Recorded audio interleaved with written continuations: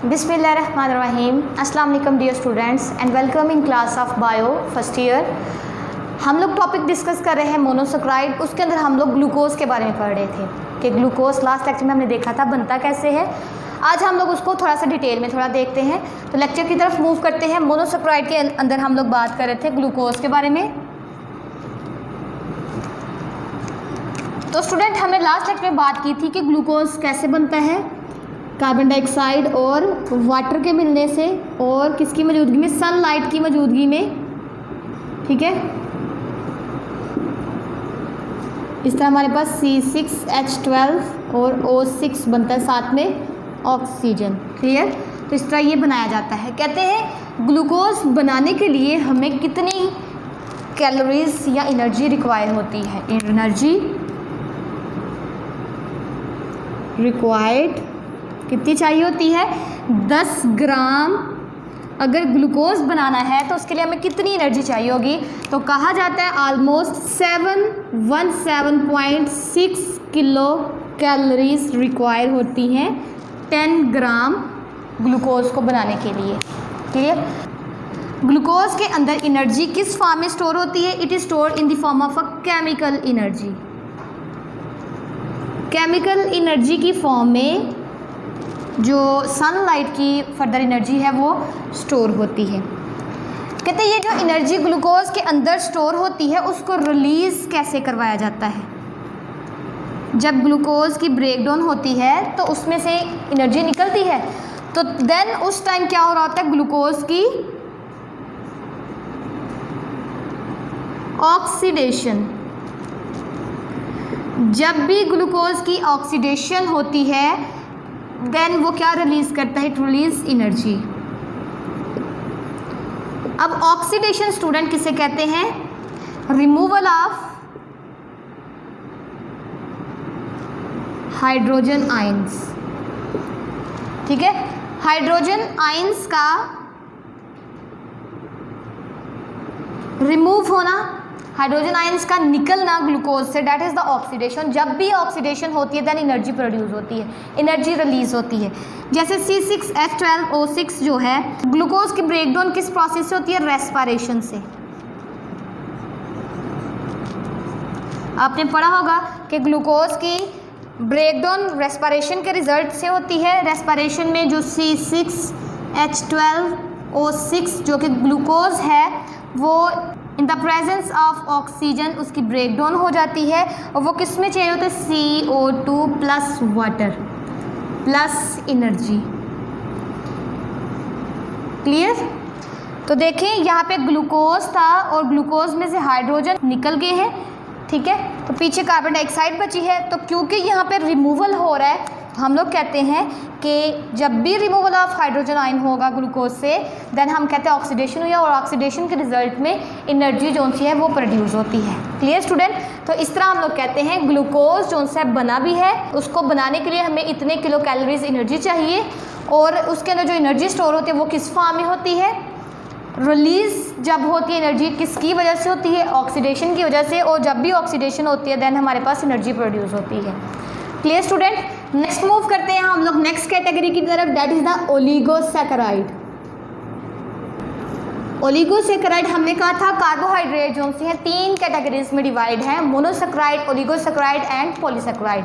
आज हम लोग डिस्कस करेंगे ओलिगोसैकेराइड को। ओलिगोसैकेराइड क्या होते हैं, these are basically made up of monosaccharides. Monosaccharide के मिलने से बनते हैं। ये जो ओलिगोसैकेराइड होते हैं इनकी कुछ प्रॉपर्टीज़ हैं, इनके बारे में कहा जाता है कि ये जो से हैं लेस स्वीट होते हैं, कम मीठे होते हैं देन मोनोसैकेराइड।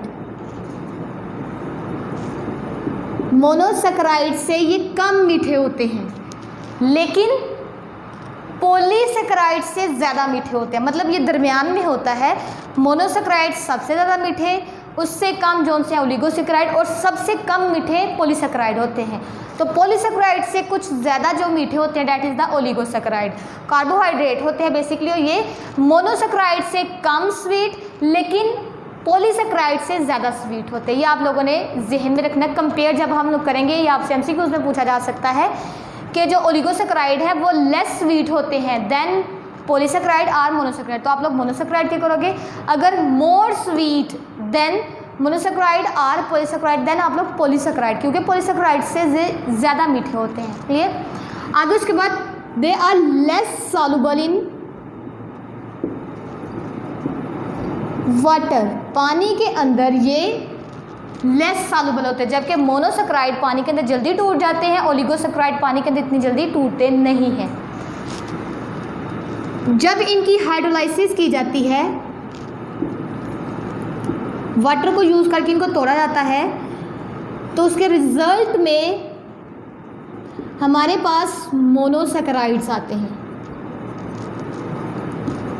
मोनोसेकेराइड्स आते हैं। क्यों मोनोसेकेराइड्स आते हैं, क्योंकि हमने बात की oligosaccharides are made up of monosaccharides. Monosaccharides मिलते जाते हैं, देन हमारे पास क्या आता है, ओलिगोसेकेराइड। अब क्वेश्चन यहाँ पे ये है कि कितने मोनोसेकेराइड मिले तो ओलिगोसेकेराइड बनते हैं।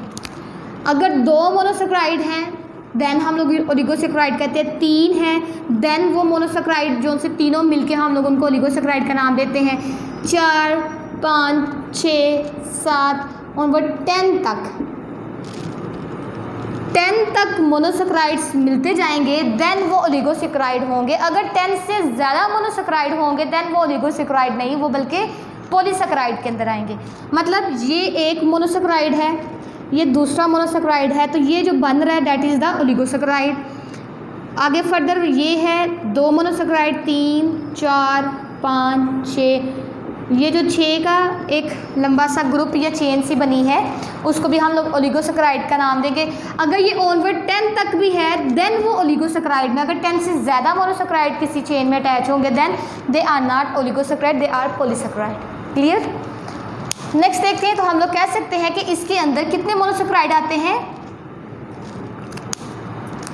इट कंटेन 2 to 10 मोनोसेकेराइड्स, इतने आते हैं। क्लियर हो गया। तो जब ये टूटते हैं तो हमारे पास मोनोसेकेराइड आते हैं। अगर 2 मोनोसेकेराइड मिलके ओलिगोसेकेराइड बनाते हैं तो उन ओलिगोसेकेराइड को हम लोग डाइसेकेराइड का नाम देते हैं।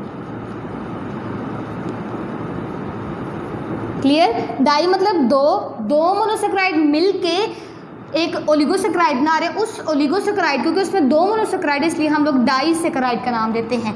अगर 3 जो उनसे हैं 3 मोनोसेकेराइड मिलते हैं तो उसको हम लोग ट्राइसेकेराइड का नाम देते हैं। ट्राई क्यों का, 3 इसके अंदर होते हैं, 3 मोनोसेकेराइड मिलते हैं। ठीक है। तो इस तरह हम लोग कहते हैं इसका ऑनवर्ड टेट्रासेकेराइड, इस तरह फर्दर जो उनसे 10 तक ये चलता है। नेक्स्ट देखिए, तो कहते हैं ये जो मोनोसेकेराइड हैं ओलिगोसेकेराइड के अंदर अटैच होते हैं एक दूसरे के साथ with the help of bond. ठीक है। इनके दरमियान ये जो लिंक है, जो बॉन्डिंग है इनके दरमियान, उसको क्या कहा जाता है, दे आर अटैच। तो मोनोसेकेराइड्स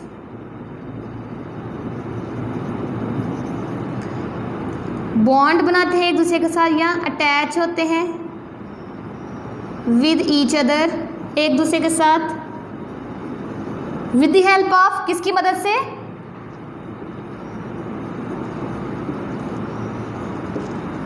बॉन्ड। उस बॉन्ड को हम लोग क्या नाम देते हैं, that bond is called glycosidic bond. Clear student. तो ये जो बॉन्डिंग है, ये जो आपको नज़र आ रही है ये वाली, ठीक है, इसको हम लोग किसका नाम देते हैं, glycosidic bond. That is a bond, linkage है, लिंक है 2 मोनोसेकेराइड के दरमियान, उस लिंक को हम लोग ग्लाइकोसिडिक बॉन्ड का नाम देते हैं। और ये ग्लाइकोसिडिक जो बॉन्ड है वो बनता है बिटवीन कार्बन एंड ऑक्सीजन। तो इस लिंक को हम लोग, इस लिंकेज या बॉन्ड को हम लोग ग्लाइकोसिडिक बॉन्ड का नाम देते हैं। जो मोस्ट कॉमन डाइसेकेराइड जो नेचर में पाई जाती हैं उनकी बात कर ले। मोस्ट कॉमन डाइसेकेराइड उनके बारे में बात करें, कौन कौन सी हैं, जैसे कहा जाता है माल्टोज, लैक्टोज एंड सक्रोज। ठीक है। ये 2 मोनोसेकेराइड के मिलने से बनती है। जैसे माल्टोज के बारे में कहा जाता है जब ग्लूकोज के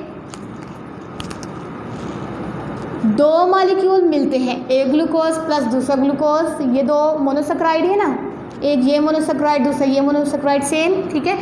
जब ये मिलते हैं तो हमारे पास जो स्ट्रक्चर बनती है that is called the maltose. तो दो मोनोसेक्राइड के मिलने से क्या बनती है? माल्टोज। मोनोसेक्राइड कौन से? ग्लूकोज। यहाँ पे लैक्टोज की बात करें तो ये भी क्या है? ग्लूकोज के और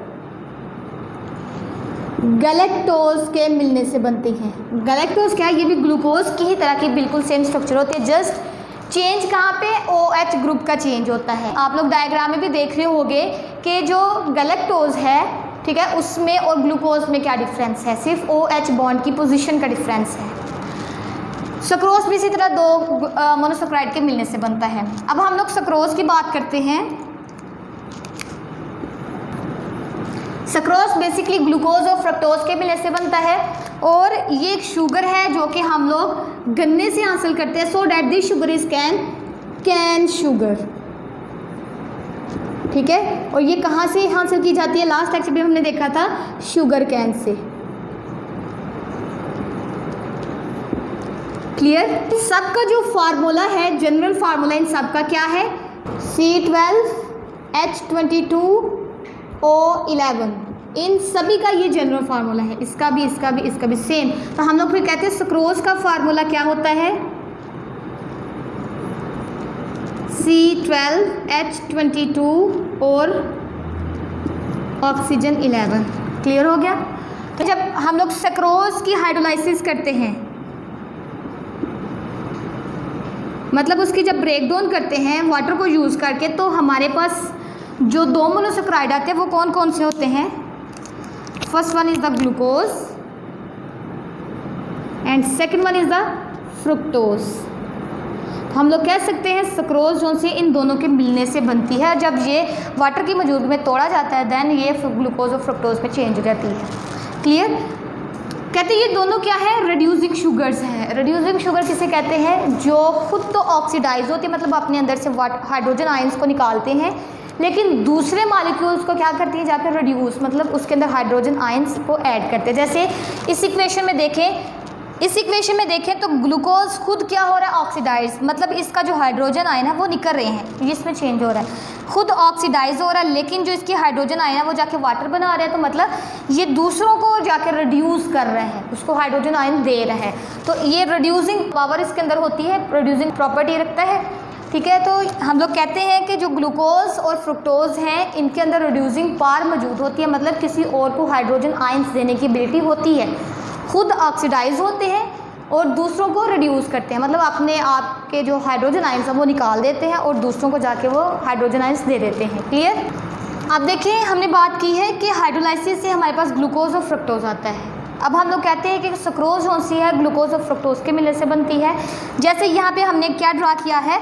ग्लूकोज, और जबकि ये क्या है? फ्रुक्टोज की डायग्राम।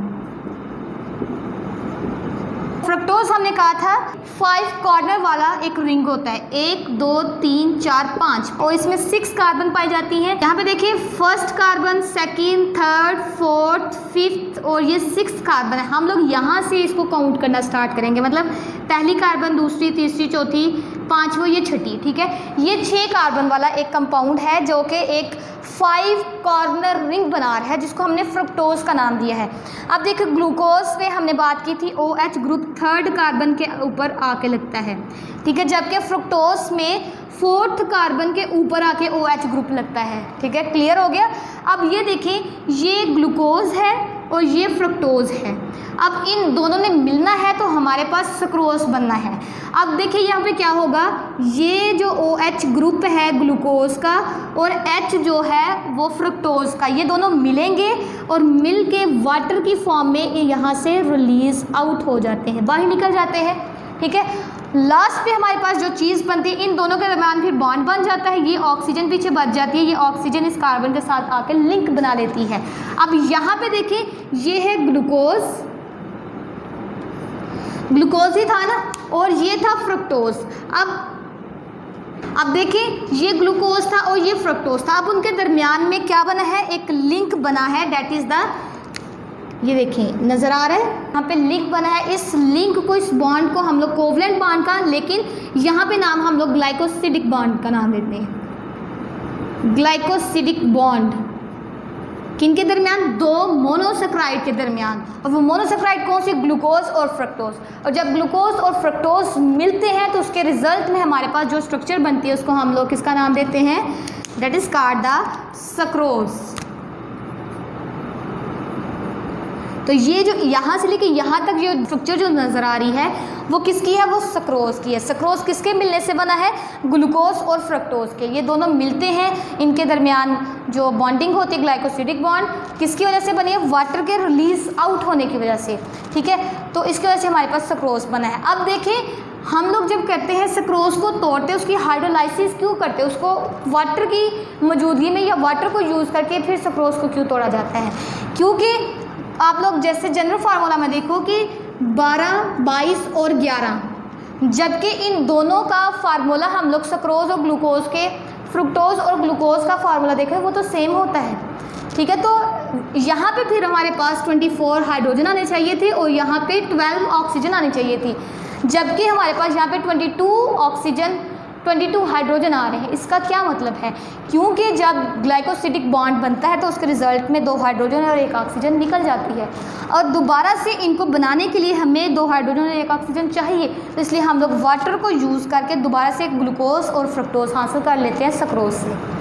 क्लियर हो गया पॉइंट कि सक्रोज से जब हमने ग्लूकोज और फ्रक्टोज को लेना है तो हमें पहले उसको वाटर देना होगा ताकि जो हाइड्रोजन और ऑक्सीजन निकली थी वो दोबारा से इनको मिल जाए और ये प्रॉपर स्ट्रक्चर बना के हमारे पास अवेलेबल हो।